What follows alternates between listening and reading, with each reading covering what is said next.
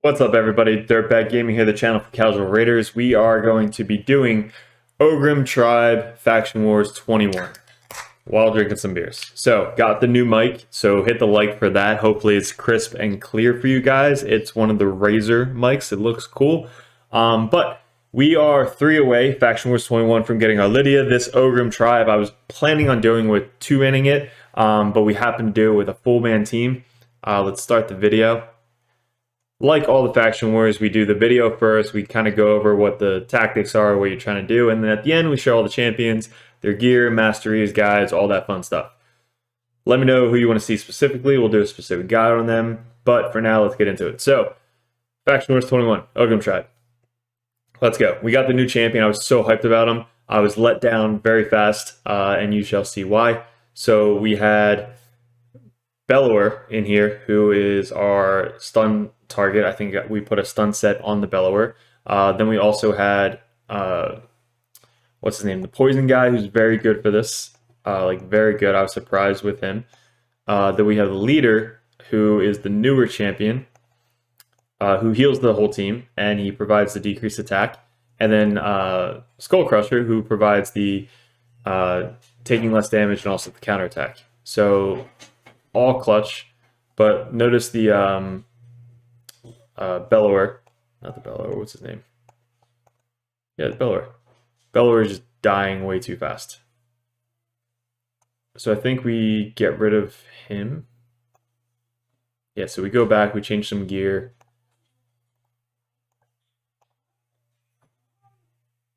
And then we go back into it. I think, the stun set. What do we put on him?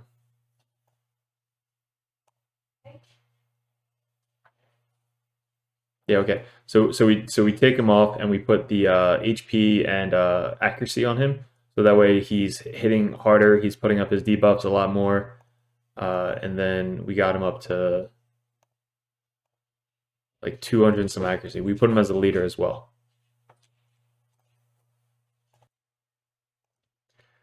So then we started back up. So the first run was a bust because he was dying too fast. And if you can't even get past the first wave without him dying, it's not good. So we put him a lot more tanky. I think we did like an HP chest piece, got his accuracy up a lot higher, accuracy banner, and speed. So there you go. He's hitting his debuffs a lot more. He's still my heavy hitter because with the counterattack, he's able to go again, put up more debuffs, and hit hard. So keeping him as my DPSer but more tanky was the right thing to do. And he has a speed aura, which makes things easier for the faction wars. So, yep, speed in faction wars by 15%. Not huge, but it definitely helps out. Now, again, this guy, I told you, is just, he's built for clan boss. So we already had the gear, he already had the masteries, but he was clutch for the final wave, which I'll show you. So everybody's going in, doing more damage. This guy all the way to the end, we'll talk about him at the end. He was definitely a letdown. And I found out he was a letdown when we got to the boss and one of my guys died. So hopefully this is a run where we actually clear it. Let me just make sure this is where we clear it. we got to the boss, and I found it. I'll just pause it now. We found out that the new champion, which I was so excited that we got, does not revive unless everybody's dead. Not good. Literally, I just brought her in for Faction Wars 21. I'm probably never ever going to use her again. I kept her level 50, but screw her. We don't need her. She helped us heal a little bit. So what we did here is, if you can notice, we put Skull Crusher as the lead. What Skull Crusher's aura is, which you never ever get to use it, is increases resist in faction crypts by 45, which is great because this Faction Wars faction crypts puts up a lot of debuffs on the boss. So we put him as a lead, helped out a lot. We have a lot of resistance throughout the team, so this just gives us a little bit more resistance. So this is the strategy we went with. It worked, and I'll show you everybody's gear and masteries at the end. So we'll fast forward through wave 1, get to wave 2, everybody's full health, good to go.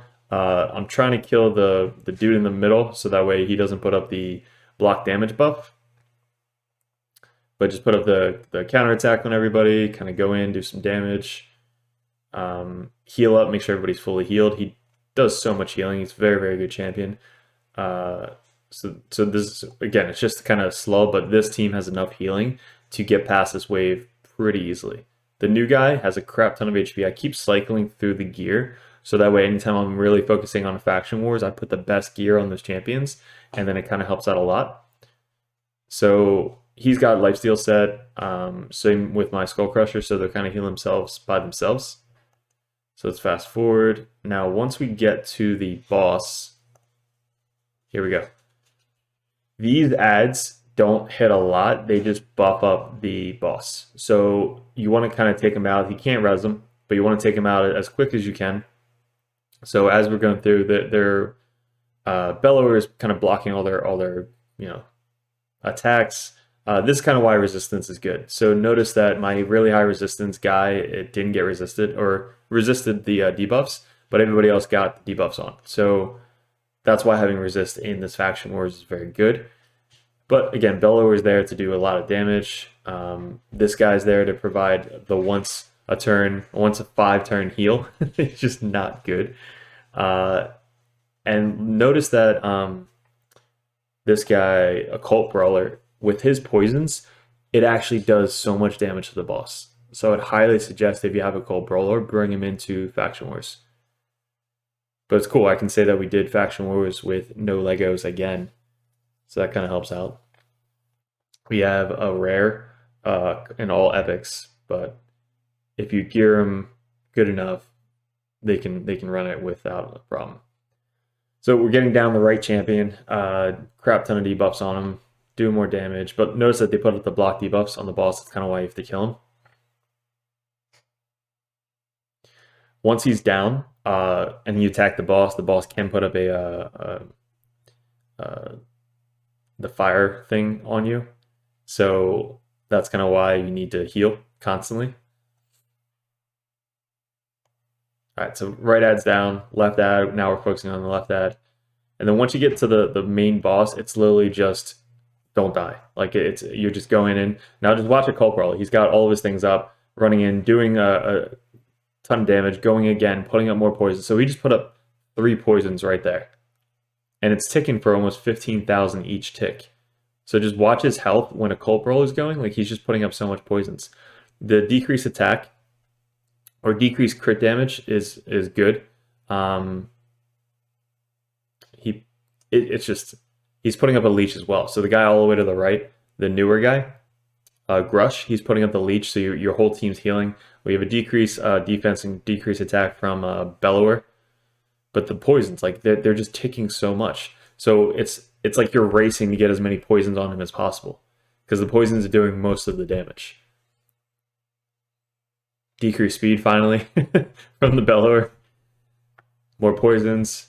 Once you get up to 4 or 5, you want to do the his second move, so that way he can take another turn.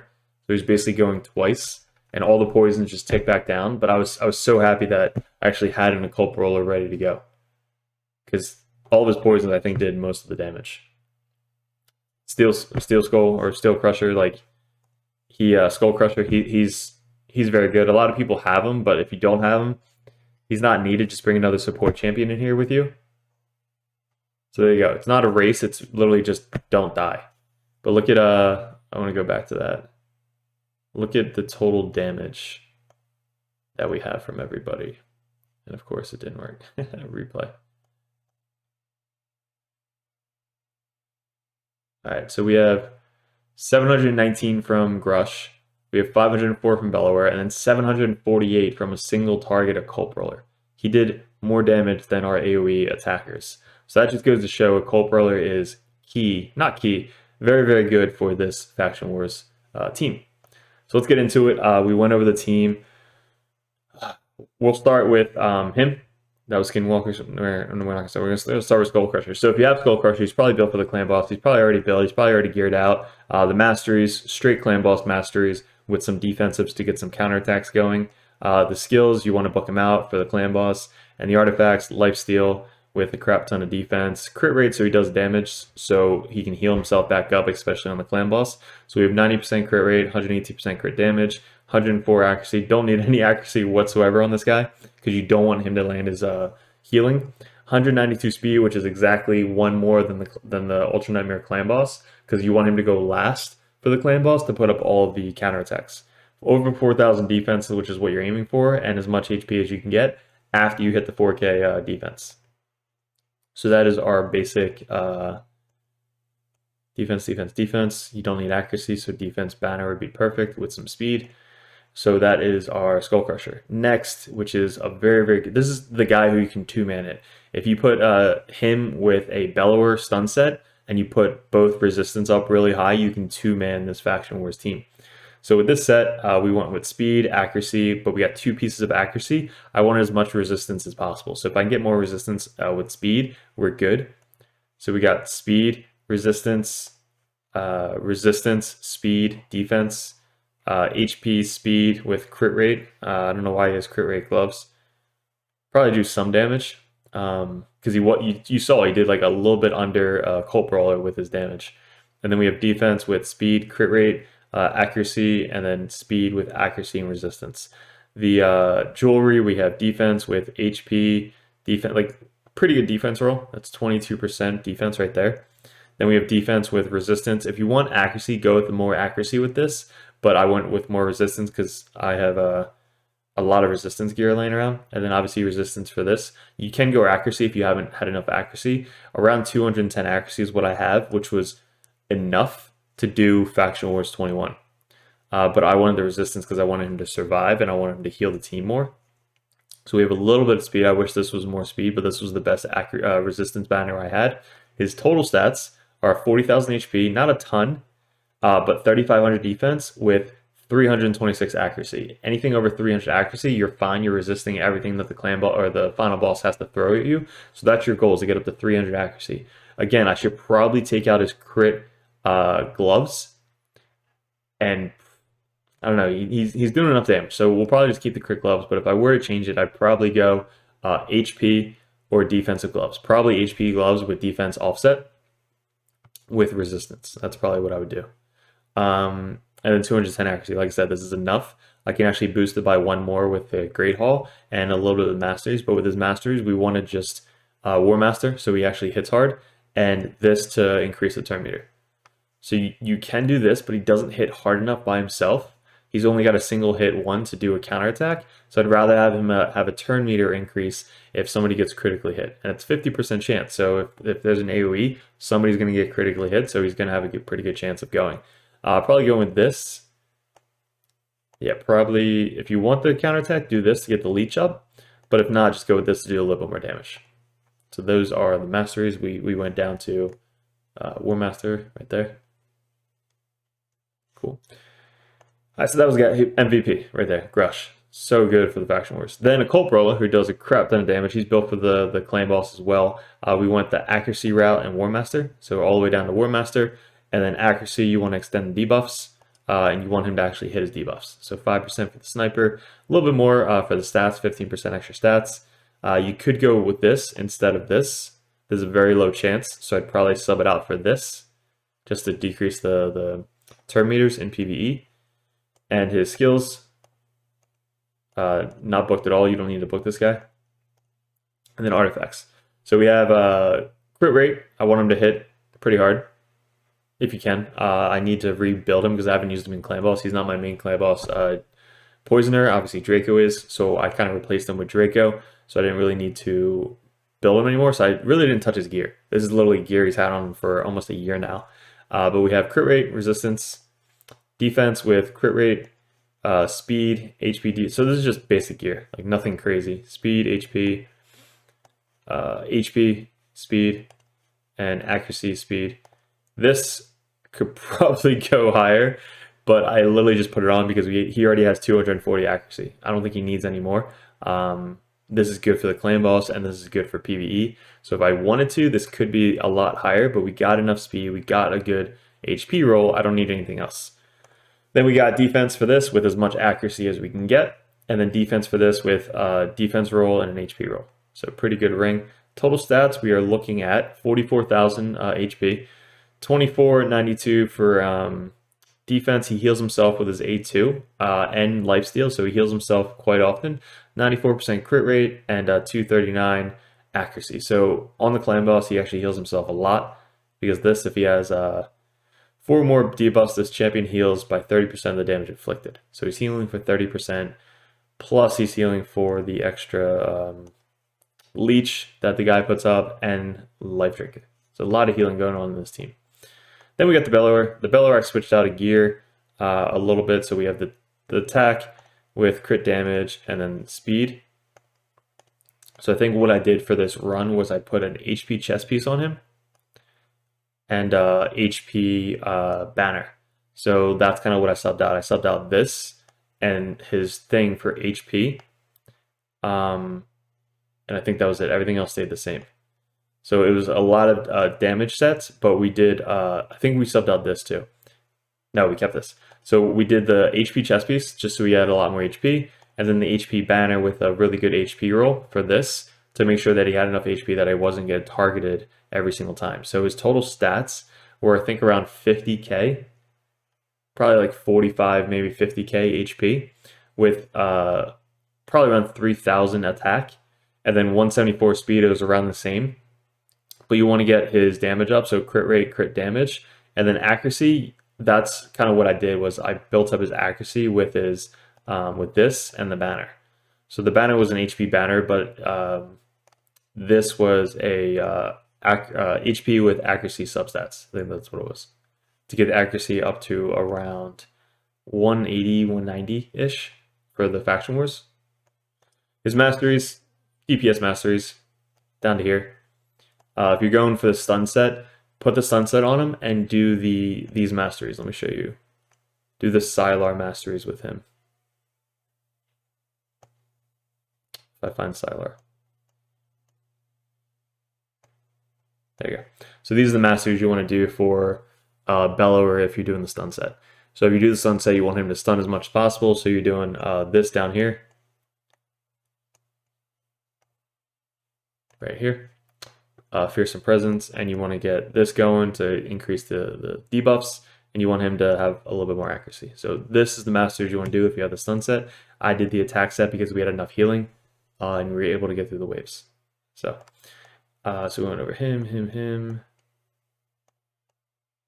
Okay, so the new guy. Let's go for the new guy. Probably not going to do a guide on him unless you guys really want me to. But she will never be used ever again. Look at my support tree, nothing. Then we have skills. She has decreased defense and block buffs, so this actually helped a little bit. 75% chance of placing it for 2 turns, also block debuffs, so this is actually really good if you are using her just specifically for that. This is kind of what I was upset about. So removes all heal reduction debuffs from all allies, then removes 1 random debuff from all allies, then heals all allies by 20% of this champion's max HP. So what I did to help me get through it was I put as much HP as possible on her. I used my granny's gear. So I used, crap, where did I put it? Okay, so I've been cycling around so much, but this is the gear I was using. So I had HP, speed, but really good HP roll, speed, a little bit of HP, speed, and then HP. So this is basically the gear that I've been swapping in between all my HP champions. This is on the Shaman right now. We just did Orcs, but this was on my Granny, and then it was on her to complete it. So whoever is going to be my healer / support in my Faction Wars, okay, somehow she has this on her. Okay, so I guess I just removed the buffs. I guess I took it off. Who was I looking at? I was looking at the Granny. Okay, so this is the gear. It's very, very good healing gear. As much HP as you possibly can get. We used resistance because of this Faction Wars 21 puts up a lot of debuffs. But you want HP, speed boots, HP with speed, HP, and then HP. So as much HP as possible. She had a little bit over 50,000. So her heal on her A3 was 20% of this champion's max HP. So you want her fast, and you want her to have as much HP as possible. If you have her. Probably don't have her if you're watching this relatively recent. But if you do, you can use her at level 50 with no masteries and no skills. Literally just want that accuracy. She only had like 136, maybe 140. so she wasn't really landing her debuffs. If you want her to land the debuffs, make sure you have an accuracy banner, make sure you have this accuracy in the substats, and maybe get like an accuracy 2-piece set. But if not, just use her for the heal. Like, use her just to kind of go in there and just heal your champions if they die. I don't know if I said it while I was upset. If all allies are dead, revives them by 50% HP, then fills the turn meter by 50%. So, only works if they're all dead. Most of the time, they're not going to be all dead, and she's not going to be the last one survived. So, not the best. This is pretty cool, though. Plays a 30% increased speed buff and a block damage buff on the champion for 1 turn whenever the champion is the last living ally. So it's very good for this to click and then for her to res everybody. So I'm thinking of opportunity to have her in PvP. Maybe have her in like a immunity set with a crap ton of HP or a crap ton of defense, and kind of just have her, you know, die. And then she can res everybody up. It's not as good as Cardinal. I definitely would pick Cardinal over her. But this is the last champion we used. She helped, but didn't help. If you don't have her, don't worry about it. Bring another support champion in, and you should be able to do it. Again, you can 2-man this with a stun set from Bellower with very tanky, very resistance, and him just being the way he is right now with these stats. You can 2-man it. So if you do it that route, do that route. If not, you could do this route. But pretty simple, pretty basic, pretty standard. If you guys have any questions about this, let me know. But this was our OGRYN Tribe Faction Wars 21 set that we did without any legendaries. Let's go over real quick who might be good. If you have unkillable teams, use the unkillable teams. He is very good for turn meter manipulation and damage. Attacks all enemies 3 times. 50% chance to decrease the turn meter by 30%. Very good. Attacks one enemy, places increased attack on all allies, so he buffs up the team. Accuracy, nope. So basically this and this would be very good. So Shatterbones is very good for Faction Wars. He is brand new, but he actually also provides heals. Fills turn meters, puts up bombs, block buffs, and decrease defense and faction crypt, so he can actually be very good. I have him, I just didn't level him. And then what can he do? Provokes attacks all enemies at 80% chance of removing. So he can also be very good. So there's a lot of good Ogryns. He's obviously good, but we didn't want to use any legendaries. And obviously he can be very good, but we didn't want to use any legendaries. I didn't have him leveled up, so I didn't really want to use him. Support, a couple supports. This guy's new. Really, anybody that can heal, I think you should replace him.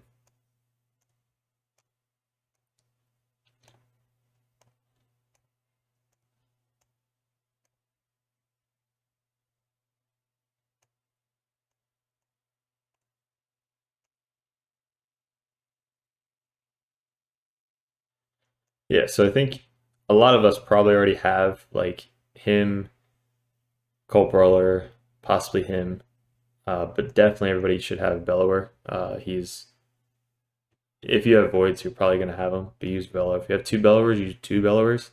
That's also an option. Put maybe both of them in a stun set. That would be kind of awesome and insane at the same time. But let me know if you do that, because I definitely want to hear about it. Guys, thanks for clicking on the video. We're going to do Bannerlords, Demon Spawn, and Dwarfs. Those are the last 3 we have to do. If you're watching this, thanks. If you're not subscribed, subscribe. Let me know what you thought about the mic, and we will see you in a video soon.